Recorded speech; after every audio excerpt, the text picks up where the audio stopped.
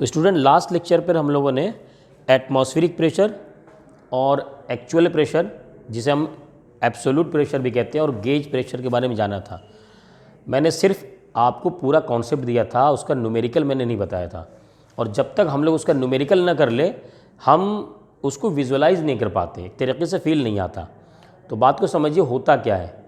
देखिए, मान लीजिए आप यहाँ पर खड़े हैं इस अर्थ पर, सरफेस पर, अभी आपके ऊपर जो प्रेशर लग रहा है वो एटमॉस्फेरिक प्रेशर है इस वक्त।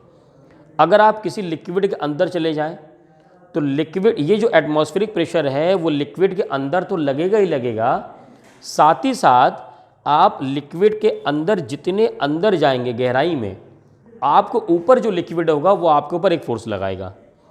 इसलिए कभी पानी के अंदर जाएंगे तो एटमॉस्फेरिक प्रेशर प्लस ये जो लिक्विड कॉलम है आपके सर के ऊपर, वो आपको फोर्स लगाएगा, उसकी वैल्यू होती है ρgh।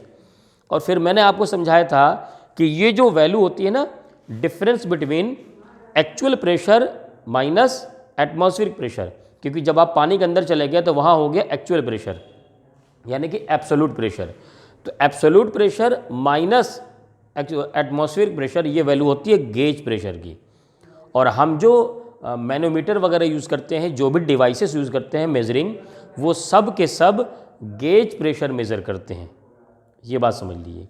तो चलिए न्यूमेरिकल स्टार्ट करते हैं। कह रहा है what is the pressure on a swimmer 10 metre below the surface of a lake. अगर कोई लेक का ये बॉटम का सरफेस है और मान लीजिए यहाँ पर ये पानी भरा हुआ है पूरा, ये एक लेक है और एक आदमी यहाँ पर है, कहाँ पर है, 10 metre below the surface of the lake. तो इसके ऊपर कितना प्रेशर लगेगा, यहाँ पर जो प्रेशर होगा वो एक्चुअल प्रेशर की बात की जाए तो वो क्या होगा, एब्सोल्यूट प्रेशर जिसे कहा जा रहा है, P।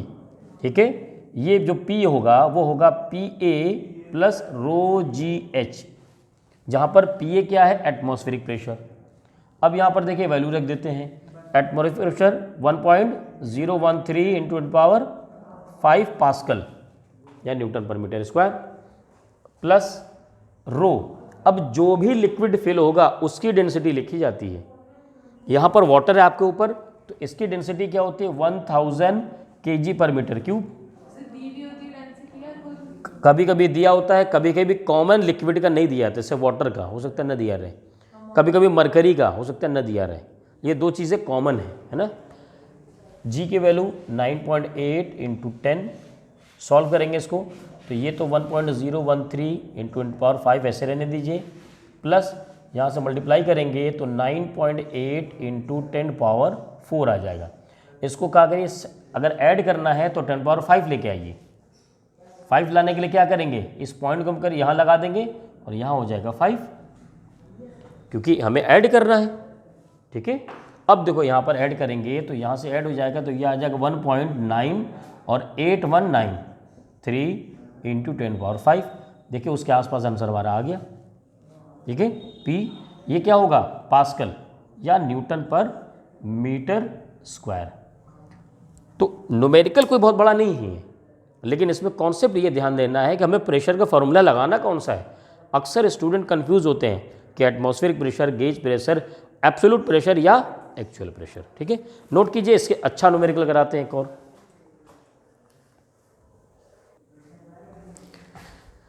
इस न्यूमेरिकल में देखिए कह रहा है the density of atmosphere at sea level is 1.29।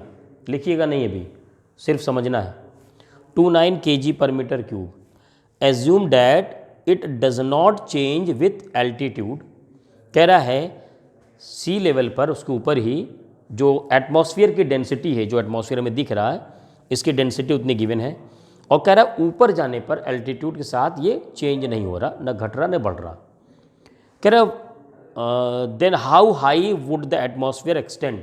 तो ये एटमॉस्फेयर कितनी दूर तक है, कितनी दूर तक है। देखो एक बात बताओ, जो एटमॉस्फेरिक प्रेशर होता है, एटमॉस्फेरिक प्रेशर PA वो होता है 1.013 इंटू 10⁵ पास्कल, ये तो होता है। लेकिन ये वैल्यू आई कैसे भाई? एटमॉस्फेरिक प्रेशर का मतलब कोई भी चीज़ इस एटमॉस्फेयर में रखा है तो उसके ऊपर इतना प्रेशर तो लग रहा है। हाँ आयशा, तो ये प्रेशर उसके ऊपर लग कैसे रहा है, कैसे पता चला इतना ही है? ये मैंने पिछले टर्न पर आपको दिखाया था कि इसके ऊपर इतना प्रेशर लग रहा होगा वहाँ पर, ठीक है। तो वो कैसे आया था? भाई देखिए भाई, मान लीजिए मैं अर्थ की बात करूँ, एक आदमी यहाँ पर खड़ा है तो इसके ऊपर यहाँ पर क्या लग रहा है? प्रेशर लग रहा होगा। ये जो प्रेशर होगा, ये प्रेशर कौन लगा रहा है? फ्लूइड तो लगा रहा। एटमॉस्फेयर मतलब फ्लूइड मतलब एयर। तो ये जो फ्लूइड है, मैंने आपको सिखाया था कि कोई भी एक कॉलम हो, मैंने आपको सिखाया था ना, यहाँ पर जो प्रेशर P आता है वो क्या आता है? रो जी एच, अगर इसकी हाइट h हो, कोई भी फ्लूइड हो तो आपके ऊपर रो जी एच लगाता है। यही बात यहाँ पर है। आप यहाँ पर हैं, आपके ऊपर जो एटमॉस्फेयर है, इस धरती के ऊपर जो एटमॉस्फेयर है अर्थ के ऊपर, वो पूरा रो जी एच है। आपके ऊपर कितना लग रहा है? रो जी एच ही तो लग रहा है, इसको एटमॉस्फेयर कहते हैं। अब यहाँ पर डेंसिटी एटमॉस्फेयर वाली ली जाती है, डेंसिटी एटमॉस्फेयर वाली ली जाती है, G 9.81, H एटमॉस्फेयर की हाइट, तो जो वैल्यू आती है वो इतनी आती है। लेकिन हमें इसको ऐसे कैलकुलेट नहीं करना होता। क्यों? क्योंकि हमने एक बार कैलकुलेट कर लिया, उसको रख लिया। कैसे कैलकुलेट किया? बैरोमीटर के थ्रू, जो मैंने बताया था, मरकरी लगा करके। अब एटमॉस्फेयर की हाइट तो नापी नहीं गई हुई ना, अगर नापते यहाँ रखते तो पीए की वैल्यू इतनी आती। अब हम उल्टा चल रहे हैं, हमने एक मेजरमेंट डिवाइस लिया जिसमें मरकरी भरा था, उससे हमने कैलकुलेट कर लिया कि पीए की वैल्यू कितनी है, एटमॉस्फेरिक प्रेशर। अब अगर जब हमें ये पता चल गया तो क्या उल्टा चल करके हम ये पता कर सकते हैं कि एटमॉस्फेयर कितनी हाइट तक है? कर सकते, वही काम किया जा रहा है पर, ठीक है। तो रो जी एच का मतलब एटमॉस्फेरिक प्रेशर नहीं है, एटमॉस्फेरिक प्रेशर तो यही है, ठीक है। लेकिन रो जी एच का मतलब कोई भी फ्लूइड का कॉलम है, आपके ऊपर कितना फोर्स लगा रहा है वो आप बता सकते हैं। बात क्लियर हो गई? इसका मतलब जो एटमॉस्फेरिक प्रेशर पी ए है, आप उसको यहाँ रो जी एच लिखेंगे, क्योंकि आपको पी ए पता है। आप यहाँ से एच क्या कैलकुलेट कर सकते हैं? P A upon rho g. P A की वैल्यू 1.013 इंटू 10⁵, रो की वैल्यू एटमॉस्फेयर, इसका गिवन है क्या, कितने है भाई? 1.29 इंटू जी 9.81 रख दीजिए। देखिए आंसर वही आ जाएगा, इसी का आसपास आ जाएगा। पहले मीटर में आएगा, आप किलोमीटर में चेंज करेंगे, एग्जैक्ट मैनेज करेगा, ठीक है। अब ये रो जी एच, ये मत कहते हैं एटमॉस्फेयर प्रेशर कैलकुलेट करना है रो जी एच लगा दो, क्योंकि एटमॉस्फेयर की हाइट तो आपको नहीं पता है, यहाँ से आप पता करते हैं।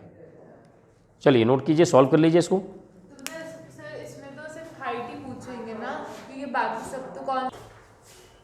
देखिए अब ये एक उससे अच्छा लेवल का क्वेश्चन है ना, इसको ध्यान दीजिए आप लोग। कह रहा है कि the manual of a car instructs the owner to inflate the tyres to a pressure of 200 kilo pascal. देखो बात समझो, जब हम कार खरीदेंगे तो मैनुअल मिलेगा, मैनुअल में लिखा होगा कि इस कार के टायर में हमें कितना प्रेशर लेना चाहिए, भरना चाहिए, जो एयर हम फिल करेंगे। तो वो मैनुअल में लिखा था 200 किलो पास्कल आप फिल कीजिए। अब दूसरा, मैं आप सोचिए इसके अलग बात में कि अगर आप टायर में हवा फिल कराते हैं एयर, तो कैसे पता चलता है कि इसमें इतना प्रेशर हो चुका है?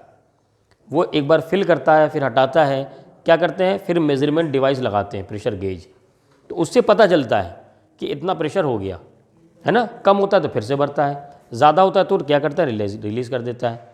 तो अब अगर कार के बनाने वाले कंपनी ने आपसे कहा कि उसमें 200 किलो पास्कल एयर फिल करिए, तो आप कैसे फिल करेंगे?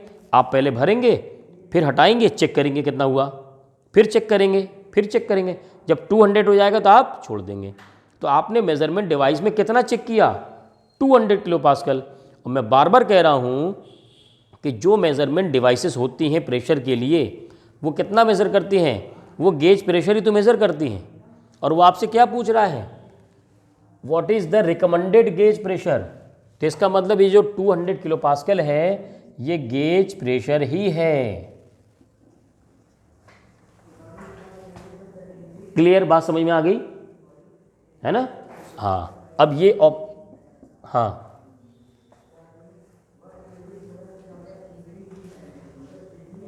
नहीं नहीं नहीं, गेज प्रेशर का मतलब ये है, गेज प्रेशर का मतलब ये होता है जैसे आप पानी के अंदर हैं, आप पानी के अंदर हैं तो आपके ऊपर दो प्रेशर लग रहे हैं, एक प्रेशर लगा एटमॉस्फेयर का और दूसरा जो वाटर कॉलम आपके ऊपर है वो प्रेशर, जिसको वैल्यू आप निकालते हैं ρ g h, ठीक है।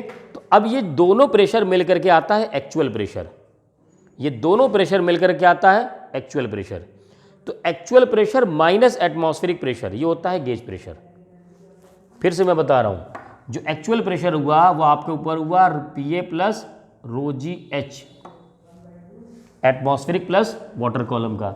ये जो ρ g h है वो कितना है भाई, P माइनस PA तो है, यही है आपका गेज प्रेशर, जिसको आप ρ g h से भी मेज़र कर लेते हैं।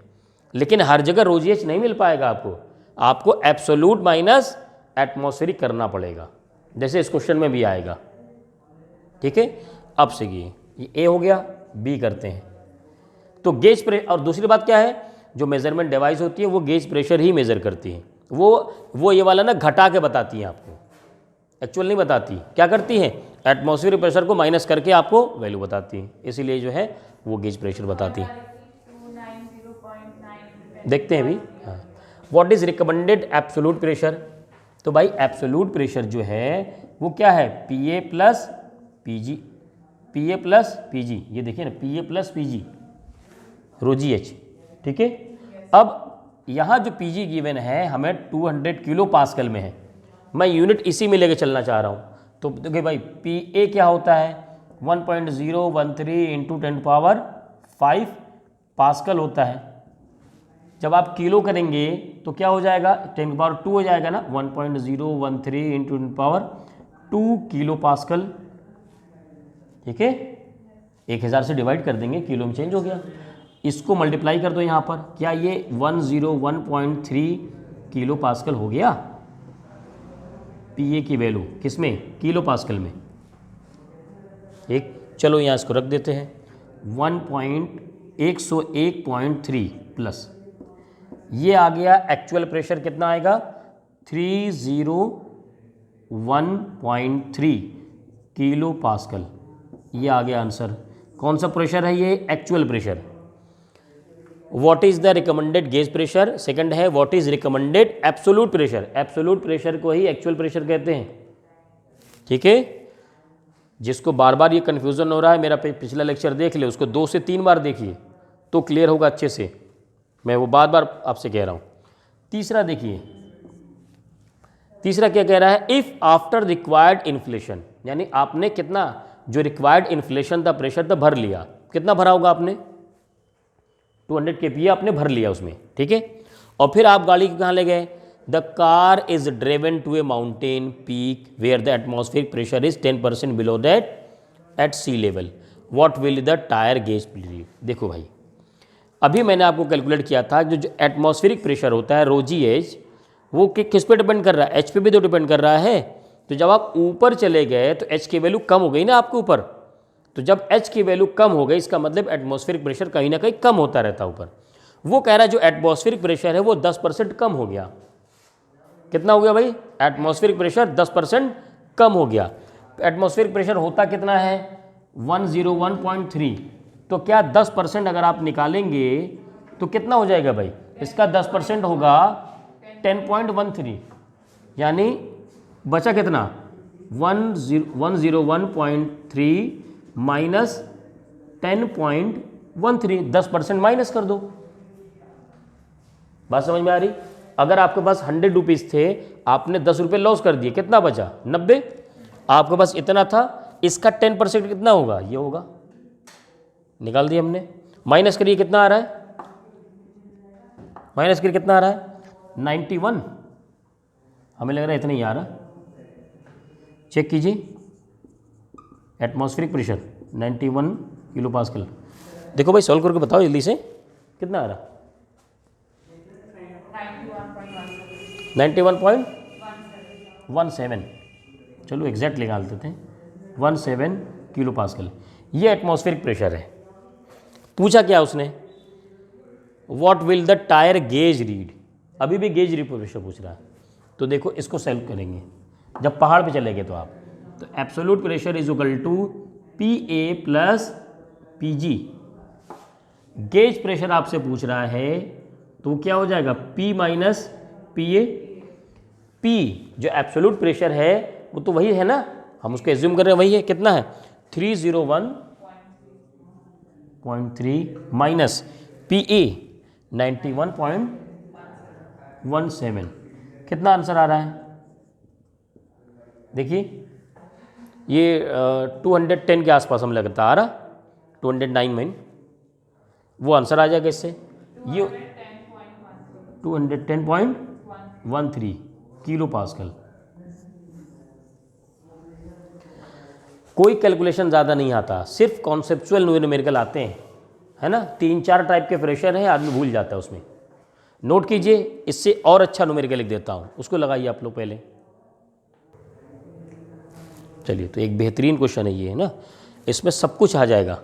अगर आपने इसको ध्यान से समझ लिया सब कुछ आ जाएगा, कैलकुलेशन मत करिएगा, सिर्फ समझिएगा, ठीक है। चलो, कह रहा है what is the absolute and gauge pressure of the gas above the liquid surface in the tank shown in figure.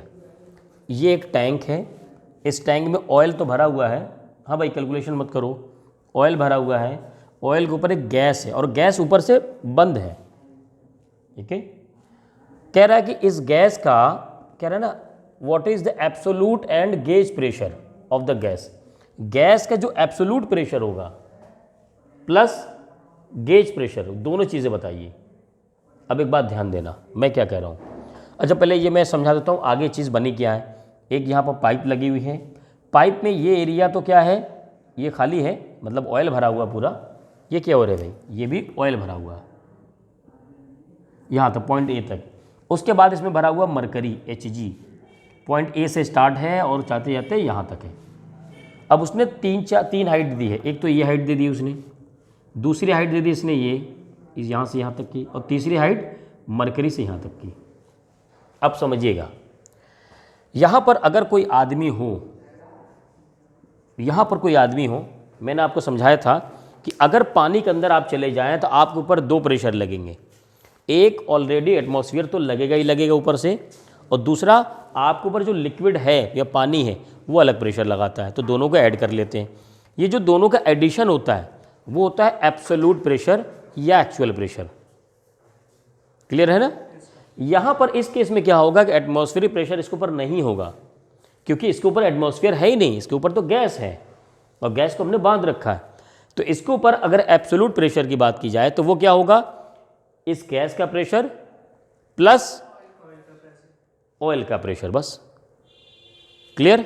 अब मान लीजिए मैं यहाँ पर इस गैस का प्रेशर जो कह देता हूँ P1 कह देता हूँ,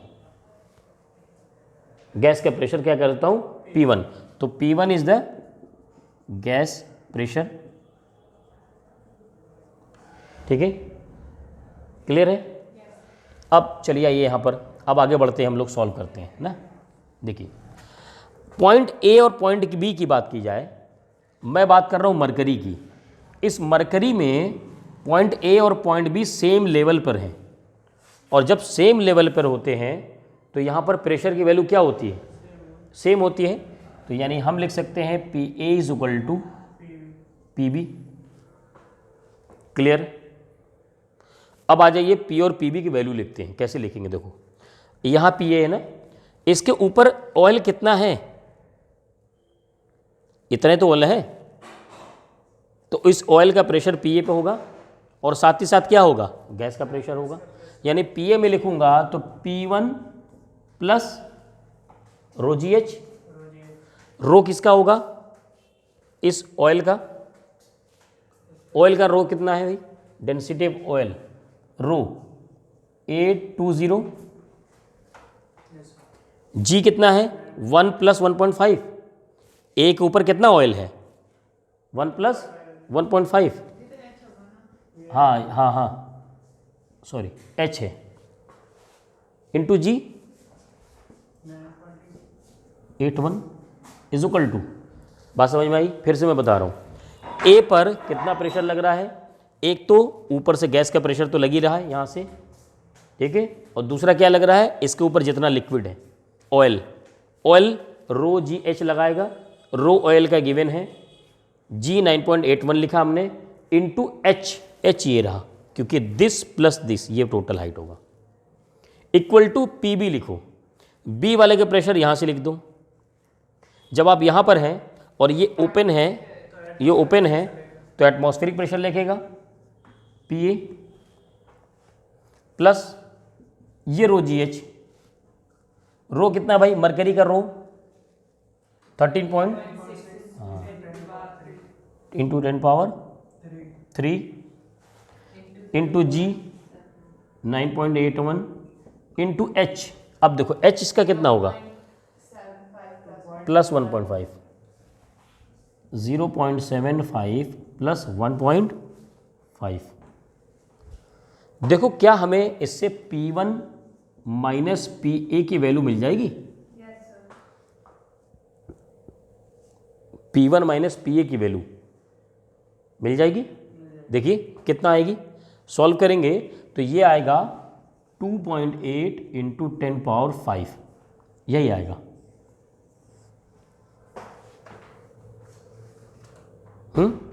ये आएगा, आप सॉल्व कीजिएगा, ये आएगा। अब बात समझिए, बात समझने वाली क्या है, मैंने इसको क्यों मार्क किया। क्या P1 एब्सोल्यूट प्रेशर नहीं है गैस का? गैस का एक्चुअल प्रेशर तो है, गैस का एक्चुअल प्रेशर है भाई। और PA क्या, atmospheric pressure. Absolute pressure minus actual pressure होता है गेज प्रेशर। तो यहां से क्या होगा, PG आ गया गैस प्रेशर, इस गैस का प्रेशर कितना हो गया 2.8 इंटू 10 पावर 5, कितना है भाई, पास्कल। तो ये क्या है, ये एक आंसर है।